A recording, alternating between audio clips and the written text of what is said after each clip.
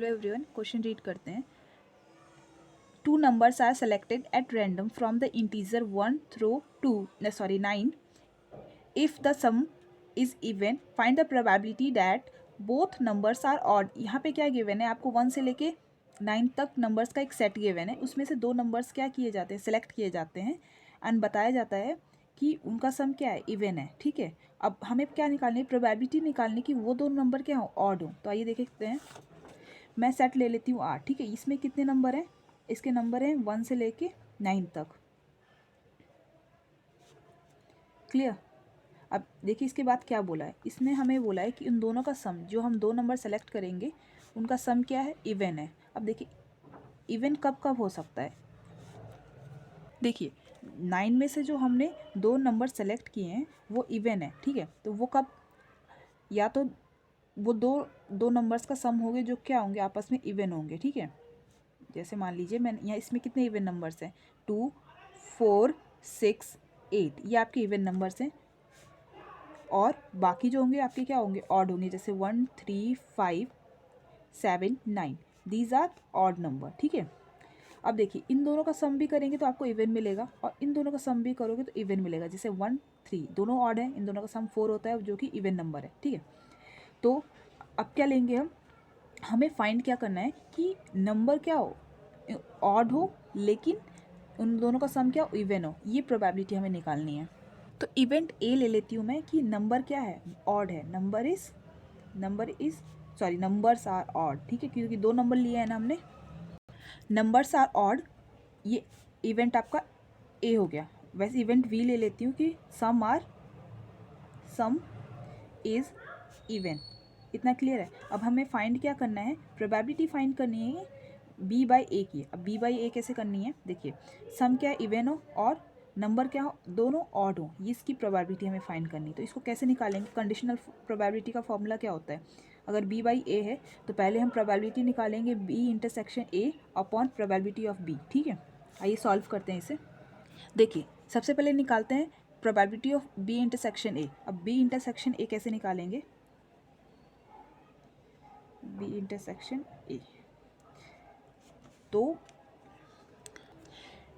B intersection ए का मतलब कि सम क्या हो, इवन हो, लेकिन वो नंबर क्या ऑड हो। तो हमारे पास ऑड नंबर कितने हैं, दो ही हैं, सॉरी 5 हैं। ठीक है, और उसमें से हमें कितने सेलेक्ट करने हैं, दो सेलेक्ट करने हैं। तो 5 में से दो ही तो सेलेक्ट करेंगे ना।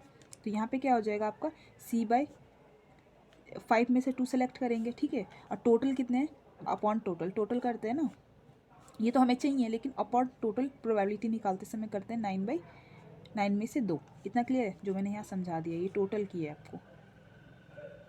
क्लियर। अब इसी तरह हम क्या करेंगे, प्रोबेबिलिटी का निकालेंगे ए की। अब ए क्या कह रहा है, सम इज़ इवन। अब सम कब हो सकता है इवन, या तो दो ऑड नंबर लें या दो इवन नंबर लें। ठीक है, तो इसकी प्रोबेबिलिटी क्या हो जाएगी आपकी, अगर मान लीजिए मैं इवन में से दो नंबर लेती हूँ तो ये क्या है, सिर्फ 4 में से 2 सेलेक्ट करूँगी क्योंकि यहाँ 4 ही नंबर हैं। ठीक है, तो यहाँ क्या हो जाएगा, 4 में से मैंने 2 सेलेक्ट किया, और ये ऑड की कितनी थी, 5/5 में से 2 अपॉन 9 में से 2, जो हमारी टोटल प्रोबेबिलिटी है। ठीक है, अब कुछ नहीं करना है, अपनी वैल्यूज़ पुट कर देंगे हम।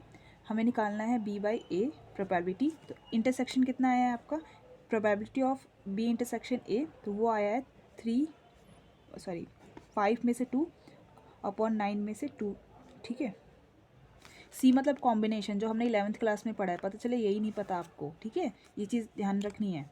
ठीक है, अब यहाँ पे क्या है, इसमें नीचे क्या आएगा, प्रोबेबिलिटी ऑफ ए, ये आया है आपका 4 कॉम्बिनेशन 2 5 कॉम्बिनेशन 2 अपॉन 9 कॉम्बिनेशन 2। ठीक है, ये तो इससे डायरेक्ट कैंसिल आउट हो जाएगा। ठीक है, अब इसका कॉम्बिनेशन फॉर्मूला मैं एक बार बता देती हूँ। इसमें क्या होता है, एनसीआर को जिसे हम शॉर्ट में बोलते हैं, n factorial into upon r factorial n minus r factorial. ठीक है, n माइनस r फैक्टोरियल, ये फॉर्मूला होता है। ठीक है, तो इसका क्या आ जाएगा, देखिए b बाई ए, तो यहाँ क्या है, 5 है, 5 फैक्टोरियल अपॉन 2 फैक्टोरियल, इसमें से ये माइनस करेंगे तो इंटू में क्या आएगा, 3 फैक्टोरियल। मैं इसे पूरा सॉल्व करके बता रही हूँ ताकि आपको कोई कन्फ्यूज़न ना हो। इसमें से क्या करेंगे, 5 में से 2 सेलेक्ट किया है ना, तो पहले तो n फैक्टोरियल अपॉन में 2 फैक्टोरियल इंटू 2 में से 2 गया, 2 फैक्टोरियल बचा। क्लियर, हमने बस ये फॉर्मूला यूज़ किया है, ठीक है। अब इसमें से क्या हो जाएगा आपका, ये 5 factorial upon 2 factorial into 3 factorial. इतना क्लियर है। यहाँ पे बीच में ये प्लस का साइन है, ठीक है। अब सॉल्व करते हैं इसे। यहाँ पे देखिए क्या बचेगा, यहाँ पे अगर मैं इसे ओपन करूँगी तो 5 इंटू 4 इंटू 3 फैक्टोरियल बचेगा। ये फैक्टोरियल से ये फैक्टोरियल कैंसिल।